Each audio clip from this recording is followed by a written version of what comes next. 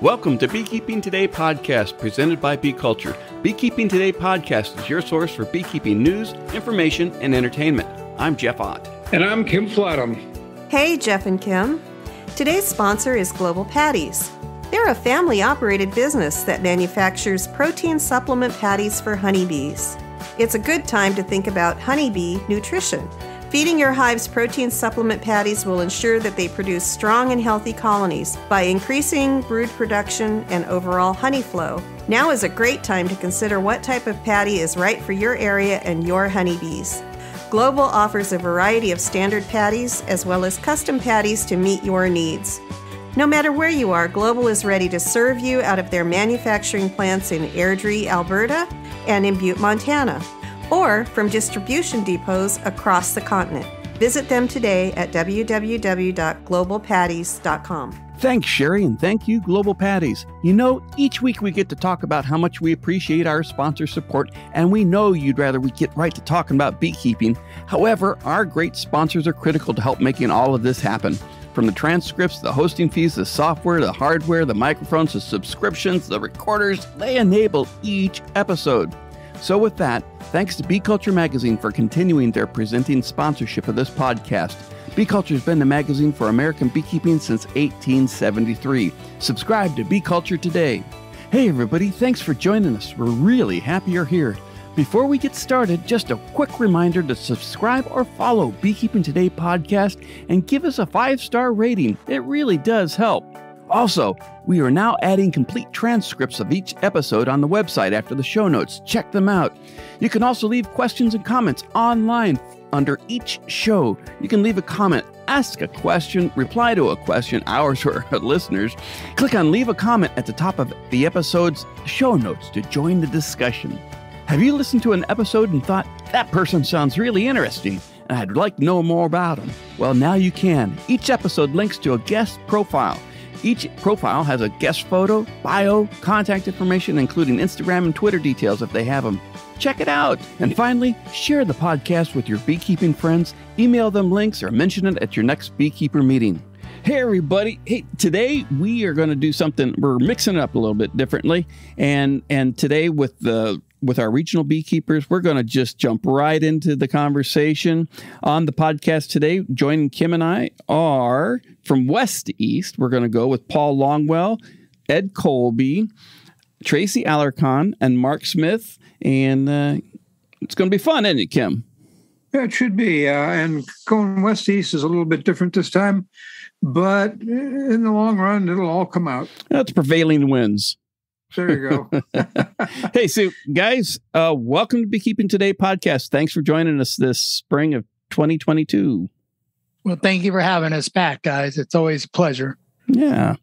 And welcome back, everybody. Nice to meet you. Well, let's get right into it. You know, our listeners like the episodes when you guys are on it because beekeepers like to hear other beekeepers talking about their bees and the issues they face and the challenges and how they address them. You know, beekeeping is local, so everybody likes to hear something different. Or misery loves company. I'm never quite sure which one it is. Paul, where are you? Olympia, Washington. Okay. People got an idea of where he's sitting. Paul, why don't you introduce yourself to our listeners? And let's just talk about the fall and the winter and the spring and what you have planned for this summer. Hi, I'm Paul Longwell. I've been beekeeping for about 16 years now. Got a University of Montana Master Beekeeping course under my belt and just finished the Hives for Heroes program from the University of Minnesota. Really love bees, learned it a long time ago when I was a young child on the aunt's farm. For honey in that this year, we had a really good long season, very good weather. I've only had 4 hives at the time, but I still got over 150 pounds of honey off of them, which I thought was pretty dang good. In fact, it's still crawling out of my ears, and my wife's going like, are you going to give it away? Going to give it away or what? So that's one of the issues. She's worried about how much honey we're going to get this year. This spring, we had a really difficult spring coming up. Jeff and I both got waylaid by our bee vendor that's saying, hey, the bees are here about 2 weeks early. Well, when we went down to pick them up, it was only 44 degrees. And when I got back up to Olympia, it was 52 for an hour. And so hive bees as fast as you can. And Jeff and I were turning around and worried about, are we going to lose brood or what from the cold? Yesterday, I was just reading the report. Yesterday was the coldest day on record for weather in Olympia at 23 degrees. And a high of 66 in the afternoon. So the weather has been really bad. We've been going through hot, cold snowstorms, rain showers, hail, and everything else. So a lot of people in the Northwest are having problems getting their bees in time and getting them in a good day so that they could actually put them in their hives.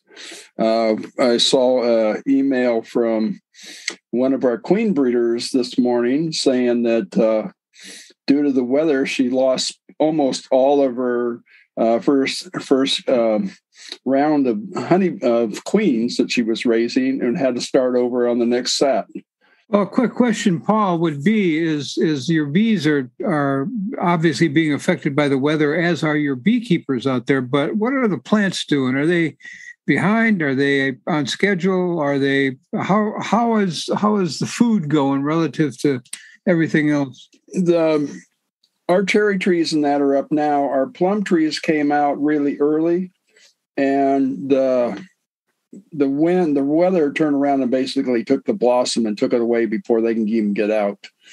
But I am lucky where I'm at because I got big leaf maple around me. I've got 37 acres of big leaf maple trees. So they've been out on those. They're out today, but I would say a lot of people are complaining about the weather affecting the crops. I saw a news article where they're saying the cherries and apples, the blossoms are coming out, but the weather's there and the bees can't get out on them. Yeah, that's a Cold Springs. That's always the downer, is that the bees are ready and there's no plants out there because the weather has delayed them or killed them or something. So it's always something, as they like to say. Yep. Sound like a farmer, Kim. Yeah. Yeah. Jeff, are you seeing the same thing where you are 10 miles away? Paul often calls or texts me and says, "Oh, they're flying," and my bees are sitting there wanting hot chocolate to take one of Paul's terms. I am a little bit more exposed to the wind, I think, where my hives are. So, and he was seeing blooms before I saw blooms in my neighborhood. So I think it's a little bit different, little microclimates around here. Yeah, that's one of the issues. I live in a natural reserve area. One side of me is nothing but an old blueberry farm that's been back to wetland. That's 150 some acres. Then I got a nature park that's 37 acres right on the other side of me.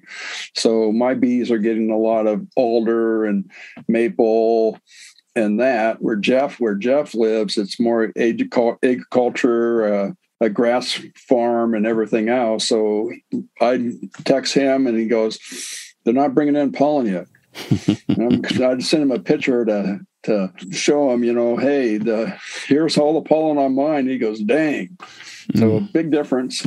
He's rubbing my nose in it all the time. But yeah, his bees were bringing in pollen about 2 weeks before mine were. So it's pretty amazing to see the difference. I have a question, Paul. Yeah. You said this year you brought in about 150 pounds of honey from the 4 colonies. Yes. What is your general colony average where you're at per year? Do you know that? I don't know that offhand. Okay. I wasn't expecting that because 2 of my colonies were pretty well new. So I wasn't expecting that much of a harvest the first year off of them, but they went to town. So they were packages last year or overwintered? They were nukes. They were one was overwintered, and there was 2 nukes I put in my Sylvania beehives, and they went to town and did a good job. Okay, all right. Jeff, do you see that kind of average more or less out there? Yeah, this last season was really good with the blackberry. So I have a lot of blackberries around me. So I averaged maybe 60 pounds or so per colony. Most of mine were started. Blackberry honey. Ooh. Yeah, it was really that's nice. Yeah, I get a lot of good compliments as if I actually do it myself. But yeah, homemade honey. Yeah. Well, it's the major crop over here is blackberries, and that was one of the problems in our weather pattern. Is the blackberries came on, and then they were on, and then all of a sudden they were off. Yeah, a lot of people in other parts of the state were complaining the blackberries just were in bloom, and for a very short time the bees couldn't get to them because or it was so dry that there was no nectar in the blackberries themselves. Well, that's the next question I was going to ask is what's your moisture situation look like now and in the next 3 months? Are you getting any predictions? Well, I saw one report that volcano Tonga that went off had its eruption cloud is circulating the Earth right now and is causing more rainfall than we were expecting for the next couple months. Like I said, it's always something. If it's not, it's always something. That's beekeeping, right? That's true. It's true. Well, just kind of overall, what's your moisture situation out there over winter? I don't know. You guys get water from snowpack and those sorts of things. Is that looking about the same, less, more? I lost 2 hives last year due to weather. It wasn't Varroa. Everybody got the same treatments and everything else, but I lost my 2 Langstroth hives due to the weather. We had a kind of a spurt where it really warmed up, and then all of a sudden it was cold. Between that, even with candy boards and that on and quilt boards on there, those 2 Langstroth hives went bye-bye. Mm-hmm. Never good. So what else you got, Jeff? Well, what are your plans for the summer there, Paul? Well, put a couple more Slovenian beehives together because the weather around here, and I wanted to protect the bees more from the weather. Do that. I have 2 hives that overwintered in my horizontal hive and one of my AZ hives that I want to split here shortly when queens are available. Hopefully expand 2 or 3 colonies. I might build myself another long Lang hive to turn around and transfer one of my Langstroth hives to it because I've seemed to have better luck on the Langstroth hive, the long hives, to get them to overwinter better because of the thicker walls and that. What's your average winter temperature? What is it, Jeff? Cold? Well, yeah. Well, no, it's not cold. It's pretty mild, actually. I would say our average winter temperatures, like low 40s, would be an average, right. Be 40, 41. There are a couple January, February. In January and February, we'll get a cold streak, but average, we don't get much snow. We get 2 weeks maybe of snow on a snowy year. Yeah, and that's usually February. Yeah. Okay. Thank you. We have really cold springs, which is a problem for a lot of people because they don't, their bees are starting to come on, but they can't get out of their hives to add feed or that. And then next thing they go, brood is starting to come around and they run out of resources, but you can't get in the hives. So a good piece of advice is to keep your eye on your bees. Keep your eye on your bees and the food that's available to them, because no food, no bees. Right. Okay. Spring is always a challenge. Yep. Well, thanks a lot, Paul. Paul Longwell in Olympia, Washington. This is a great opportunity. Let's hear from one of our sponsors, Strong Microbials, and we'll be right back. Hello, beekeepers. Your honeybees face a lot of challenges out there. Unbalanced food sources from monoculture crops, holding yards, drought, food shortages, antibiotics, pesticides, and pathogens like chalk brood. To overcome these challenges, your bees need the multiple bacteria that are in all nectars, pollens, and the environment. These bacteria aid honeybees' digestion and improve your honeybees' response and resilience to pesticides. Now you can help improve your honey colony health with a quick, easy, and safe-to-use product. Strong Microbial's Super DFM Honeybee uses naturally occurring bacteria to restore the healthy gut biome of your honeybees. Check them out today at www.strongmicrobials.com. Hey, next up, we're moving east, and we have Ed Colby sitting on the western slope in Colorado, or at least that's where you usually are. Ed, where are you today? That's where I am, right there on the western slope. I don't generally go too far away.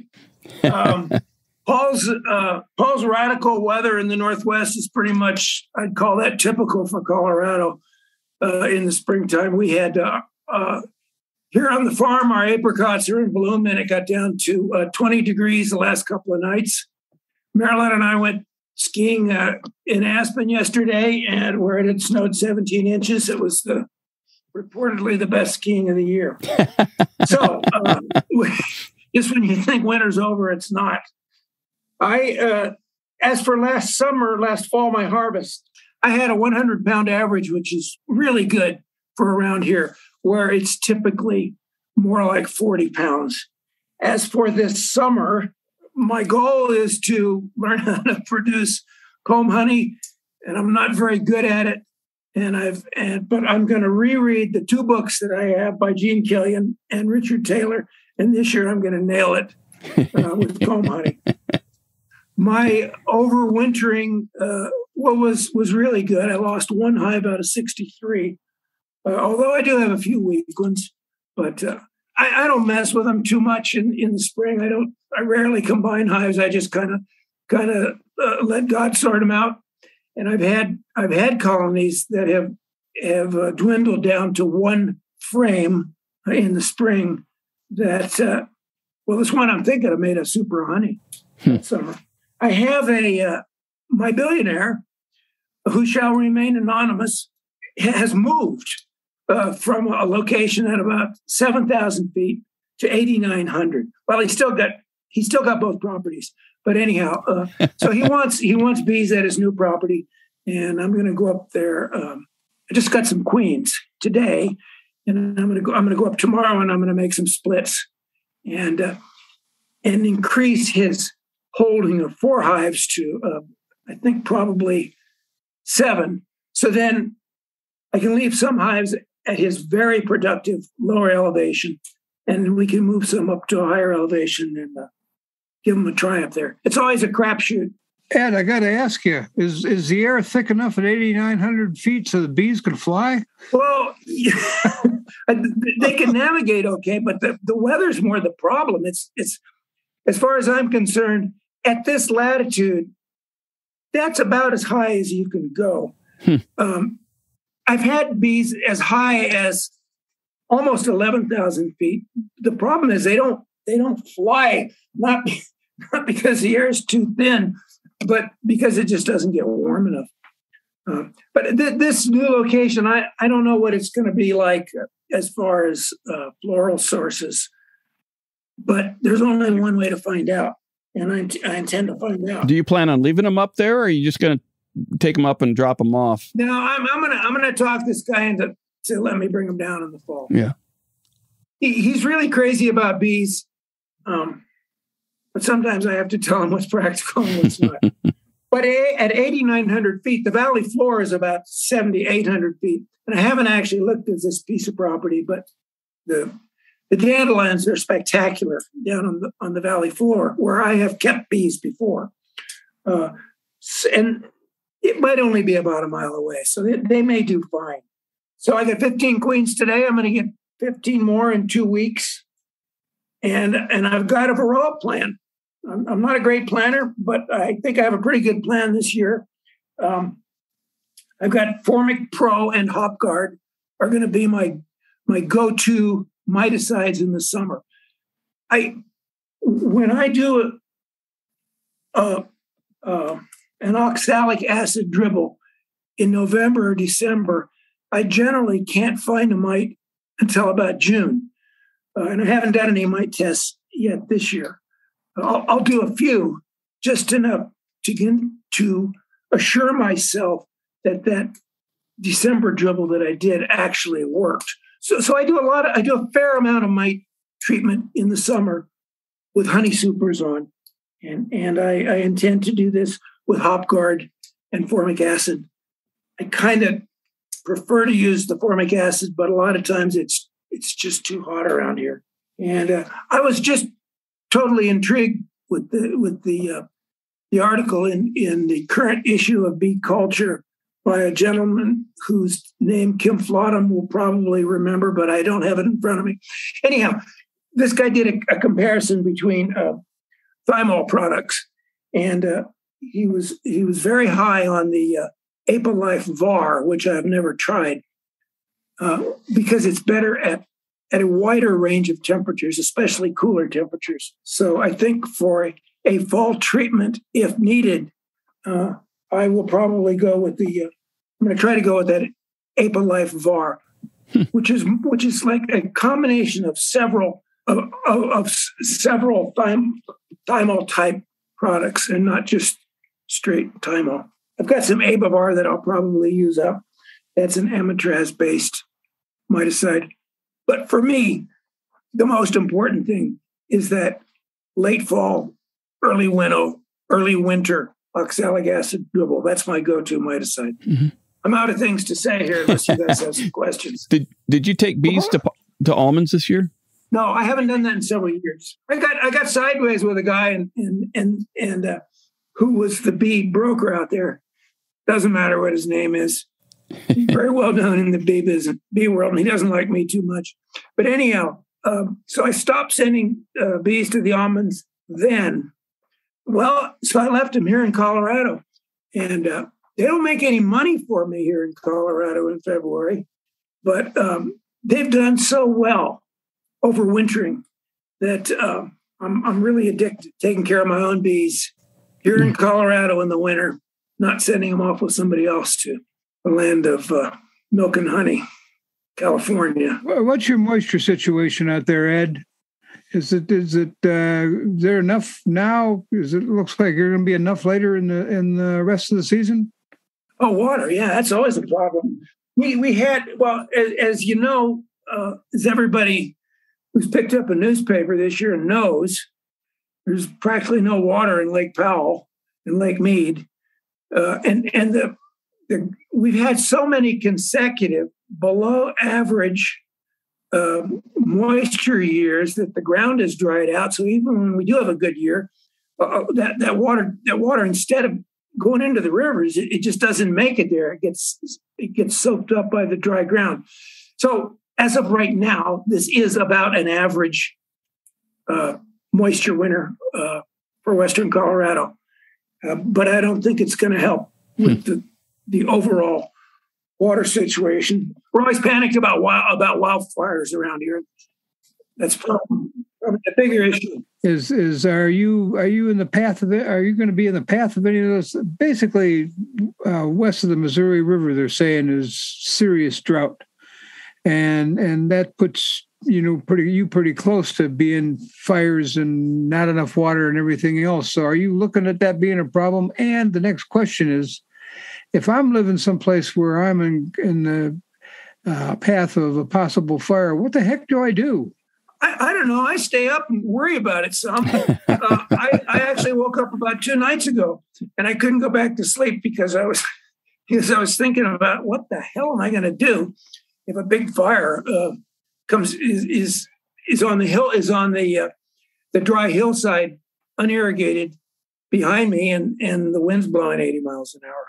Yeah, those 14 firefighters that got killed in, I guess it was 1994. That was just right down the road. I saw that thing blow up. It's a huge problem here now, and it's even a health problem because when those fires are burning, we had fires to the east and the west, big fires 2 summers ago. It was very unhealthy. I don't know how bad it was for the bees, but it was not pleasant for human beings to breathe. I just have a question for Ed about the Apolife VAR. That's the wafer one, correct? The Coumaphos, the camphor, menthol, and thymol product, right? Comes in the wafers. Yeah. I think so, and I don't think it's a. Kim might have to help me out here. I thought it was a strip.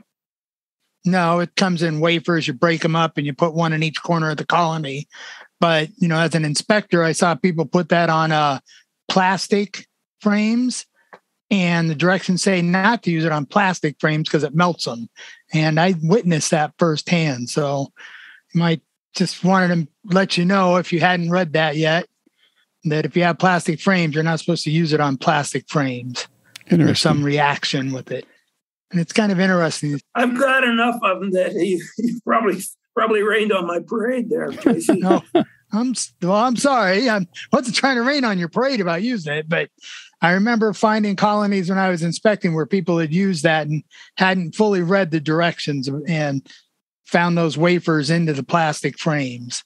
So that was, 10 years ago. So maybe things have changed between now and then. Thanks a lot, Tracy. Appreciate the feedback. And anybody, our listeners, if you want to pick up any great miticide products for your Varroa treatments this year, you can check that out at our sponsor coming up, Better Bee. Hey, podcast listeners. If you've got a couple years of beekeeping under your belt and you're looking for a new challenge, available from Better Bee is the Hog Half Comb System, a mess-free comb honey system that you put on a strong hive for your bees to fill. Made of 32 to 40 individual food-grade recyclable cassettes, it only takes popping off the covers and sticking on your labels to get your half combs ready for sale. Visit betterbee.com/HOGG today to learn more and start making your own mess-free comb honey. All right, everybody, we're going to get back in that bus and head further east and to Ohio, near Youngstown, if I recall right. Tracy Alarcon, thanks for joining us again. That's correct. I live about halfway between Akron and Youngstown in Northeast Ohio. I just live on a couple miles south of Interstate 76. Yeah. And it's been an interesting year. I mean, as far as our fall harvest, we had a good amount of rain in June, which usually means we'll have a pretty good goldenrod flow. But in my area, I basically had none. When I remember listening or talking about our last podcast, I would halfway through the season and the bees brought in enough for them to overwinter on, but they didn't bring in any surplus. And I was very disappointed because we had a great spring honey flow. And like I said, we had plenty of rain early, but I didn't get any goldenrod where I am. But people that are north of me, north of 76 and north of the Turnpike and 80 on Turnpike, which is Route 80, they said they raked in the goldenrod, but they get a lot more rain up there consistently with the weather from the Great Lakes. They get a lot more rain showers up there. Winter, I mean, I'm not laughing at Paul. I guess I'm laughing with Paul, but his description is our typical normal winter. I mean, we had, 70-degree days, and then 2 days later it was snowing. And, we had a lot of snow this year, so bad that I ended up with some ice dams on the roof of my house. And while clearing them, I slipped and fell and tore my rotator cuff. So, for winter, for me, I haven't been in the bees since February. Late February, because I had surgery in March. And the bees were doing great by then. But like Ed was discussing, my Varroa, I use formic acid and oxalic acid. And I make a lot of splits. We've talked about it in the past with the brood breaks. So, when I make my splits in the summer, they all get an oxalic acid treatment. If I need to, I'll use a formic acid sometime in August, September, weather dependent, of course. By weather, I'm talking about temperature, because I need to keep the formic acid in its control temperature. And then sometime between Thanksgiving and Christmas, they'll all get oxalic acid vaporization. Are you using dribble earlier in the season? Then I'm lazy. I use the vaporization. You're not lazy. You're time constraint. That's true. Yes. To me, it's more efficient. There you go. And plus I work, and I leave the house by about 5:15. So actually that works out really well, because can hop on the tractor, run out there in the dark. Everybody's home, give them a quick vaporization that takes less than 10 minutes per colony. And then I can leave for work, So for me, that works out better than having to have some daylight and opening the colonies. And if there's any November, December, I doubt that there's much flight in Colorado. And depending on here, we could have flight weather or not. So those are my Varroa things. And so my spring right now is just, we had really warm weather a few days ago. And then I learned a new weather term. We had something called graupel, Graupel. And it's rimming of a snowflake. Snowflake gets ice crystals formed around the edges. It's like, and we had that coming down. So it was warm enough to snow, but it was cold enough to ice on the snow. And, today, this morning, about, 5 o'clock, it was 60 degrees, 62 degrees. And at 10 a.m., it was 42 degrees. So, we have we just have crazy, crazy weather here. And, here we've had, at least in my area, I mean, we're a quagmire. There's water everywhere. You try to walk around the property at all, and you're just squishing everywhere. My summer plans are this year, I'm going to have to learn how to try to work colonies one-armed. I mean, I've been a month out of surgery, and I have a couple of months of therapy before I'm supposed to be able to start lifting anything really heavy. So, I found my old, when I first started, I bought every toy I could find, and I bought one of those frame grippers. And so I tried that back in late February when I was, just checking colonies for food stores. And so, I can use my hive tool one-handed, and I'll have to set it down, which I'll lose it even more than normal, but that's why I have 20 of them, I think, now. But and then use the frame grip to be able to check the frames. It's going to be interesting to see what I can do, if I can do it. Well, Tracy, I just want to throw a suggestion out to you that one of the guests we had on our show in the wintertime, Cliff Stoll, runs a company called Be Smart Designs, and he's come out with a brand new product. It's basically a hive tool magnet contraption that goes on a belt that goes around your waist, and the hard thing about using it is remembering to use it, as opposed to leaving your hive tool on top of a hive or wherever you put it. But it's really one-handed. It'd be a great thing to have. Your tool would always be on your hip on a magnet, easy to grab. That sounds like a great idea. I use stainless steel tools, though, so I don't think that'll work on the stainless, but I could give it a try. I think it will, won't it? Well, stainless is usually, in my boating experience, stainless is non-magnetic. So I don't know how much stainless are in these hive tools that I have, but I'll give it a try. Yeah. This might be a good reason to go to 21 hive tools, Tracy.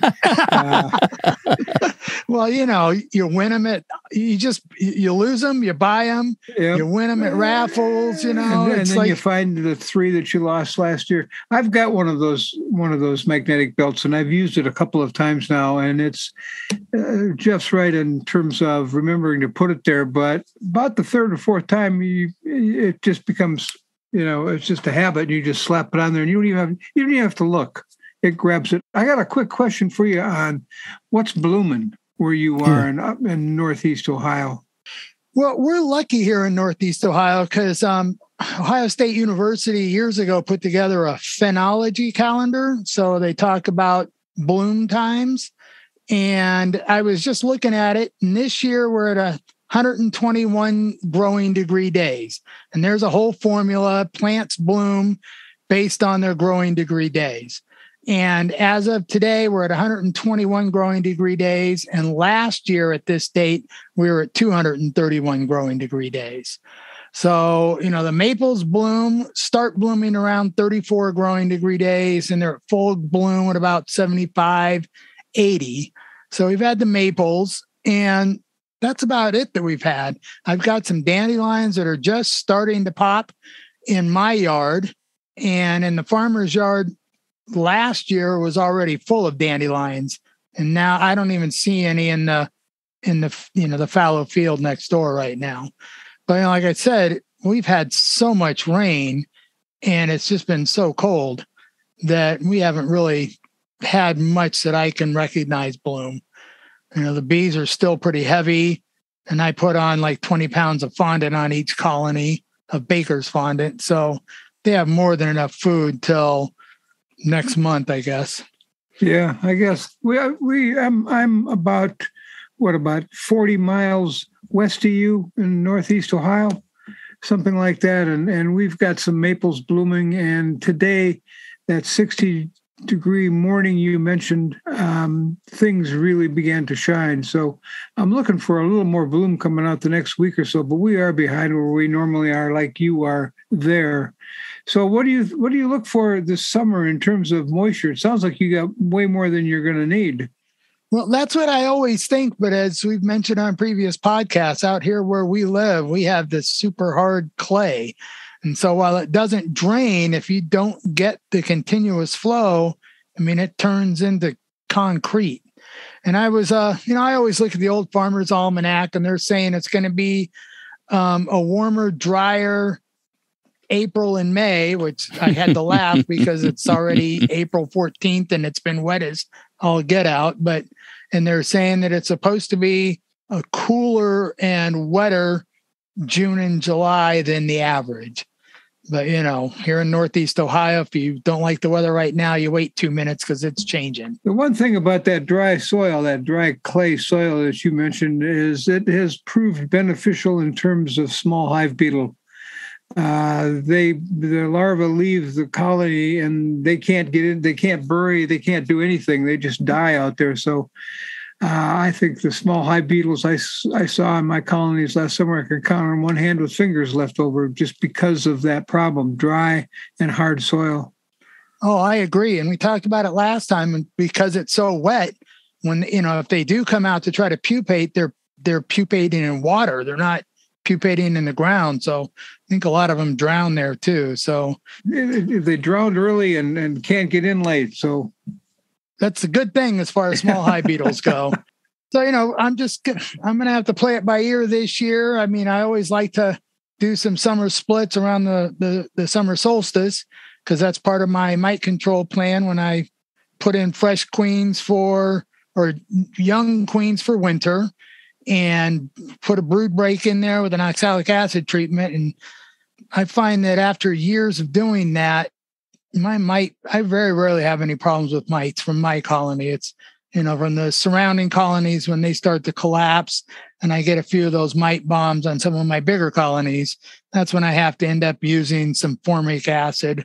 I mean, I've been using Formic Pro because it's a little bit longer treatment and not quite so volatile, but those are the things that I'm doing. So, right now I lost one colony out of 15. So I have 14 colonies.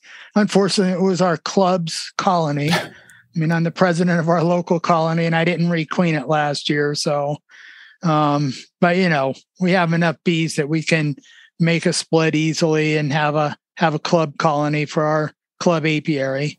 Well, and it's a good learning experience for the club. Well, we're going to take a colony and we're going to do a split at our field day in May, and we're going to install a package. So, everybody that can see how a package is, and we're going to install the package probably the first week in May when they get here. But, the split we'll do at our field day in late in May. And it's always fun when we do that, because a lot of people are really anxious about making splits, and they're just not that difficult, so it's always fun when we do that.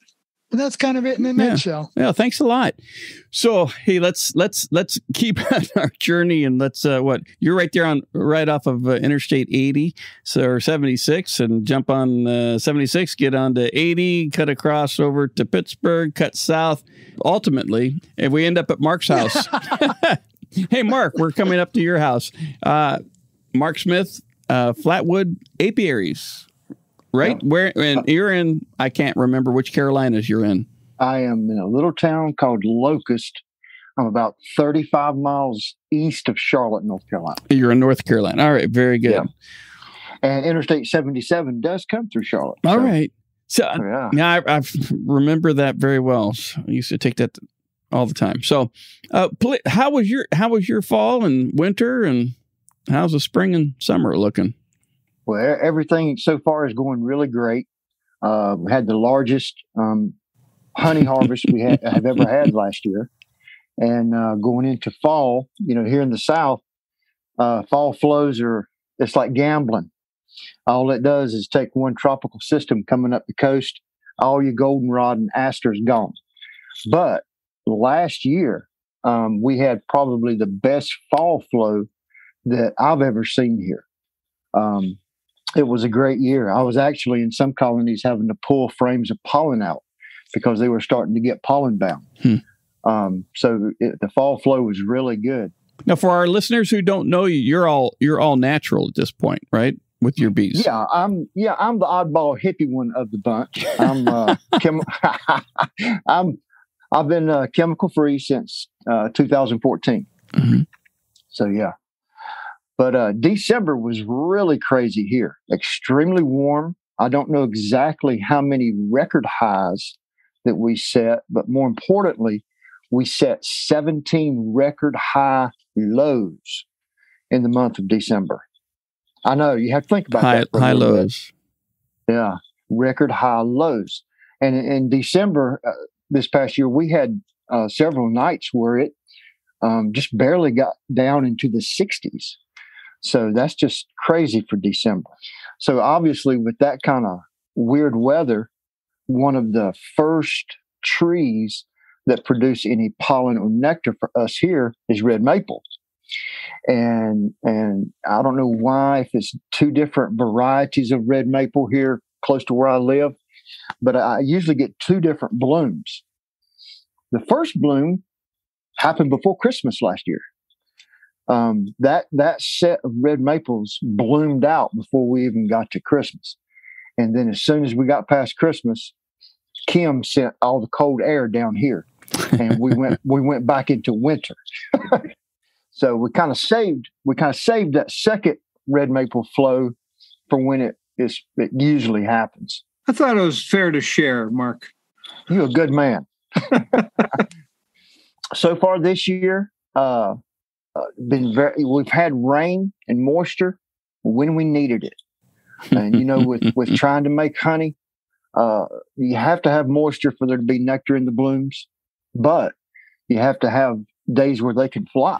Yeah. If you have rain all the time, I don't care how much nectar's getting in blooms, the bees can't get to it. So we've had just enough good flight days that so far the flow this year is amazing. I think I shared on the pod last time we were all together that I set a milestone as far as, and I know it sounds kind of weird, me being chemical free. I do mite checks. I had the lowest mite check in August of last year of 0.6% in August. And it was actually a state inspector that did that mite check. So that took me out of the loop. That's all on her. So that's the official one. Well, I've set another milestone. October the 1st last year, I had 37 colonies. Every one of them overwintered chemical free. So we're really proud about that. And as far as where the flow is right now, here where I live in North Carolina, the hollies are just about done. That was an amazing flow. And we're starting to go into tulip poplar. And the way that that tulip poplar has started blooming, and they bloom from the top down. You start seeing bees coming back with not just pollen on their head, but completely covered with pollen because they have to crawl down. The bloom is so big that they have to crawl down into it to get to the nectar. So far, we're off to a good start this year, and we're really looking forward to a good year. I remember you posting the picture of the red maple, the maple bloom in January, I think it was. I was thinking, oh my gosh, that's crazy. Yeah. Yeah. But, a lot of people think that's a terrible thing, that source was used early. Well, yeah, it was used early, but that resource was collected and put into my colonies. So it wasn't wasted. Good. We're really happy about it. Are you still trying to expand this year up to 100 colonies? That is my goal. If I can, that's my next milestone. I want to get to 100 and come out of winter over 100. So I'll keep you posted. Well, with 40 colonies, that should be pretty easy to get right up to 100, provided you can get enough queens. But you raise all your own, right? I raise all my bees. Right. I haven't bought so much as a queen since 2011 and haven't been beeless since 2011. So, yeah, I raise all my own stock. And when is your prime queen rearing time? Are you in that right now already? Oh, we're in that right now. Yeah. Okay. Yeah, we're in good that luck right with now. that. Oh, yeah. Hey, so far we're making lots of swarm cells. And, yeah, so.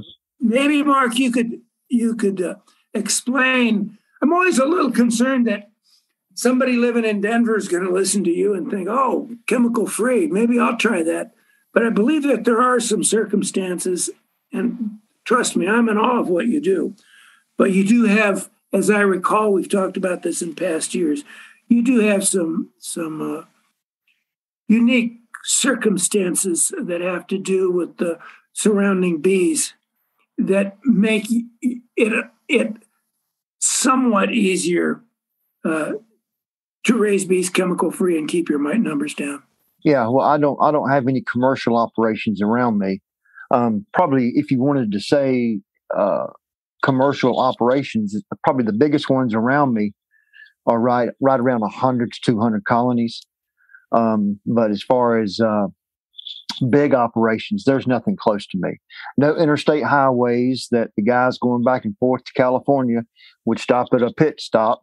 You know, I don't have any interstates close to me. So yeah, I mean, I'm a little isolated, more isolated than others, but it's not the middle of nowhere. Basically, your technique of late season mite population, I don't want to say control, but mite population adjustment has to do with making splits then later in the summer. Is that how you work? No, I actually do a lot of splitting on June the 1st. Okay. Yeah, I don't wait till the end of the year. I do a lot of early splitting, so it coincides with my flow. Yeah, you don't have when is your major flow over then? June the 21st. It's almost like cutting off a spigot. It'll just stop. Okay, so you're making splits the first part of June, and your flow is over pretty much 2/3 of the way, 3/4 of the way through June. So those queens are coming in, and there's not much going on in terms of food collection. That's right. Okay. Yeah. So that's the timing. That's the timing key. Then is new queens and no food, right? Well, there's still lots of food on the colonies from the flow. Lots of food inside, but the flows are essentially over, and so you don't get a lot of traffic in and out. Right. Okay. All right. That's what Ed. That's what would make your location difficult to do that with. I think it's the timing of the flows. Yeah. Most of my splits are done right around June the 1st, but I've already been splitting. And making nukes. So, but most of it's done, like I said, right around the 1st of June. So, Jeff and Paul, are you making splits sometime during the season for this mite control or mite population adjustment, so that you have a queenless period and your bees have a chance to kind of clean house? I will probably try it this year.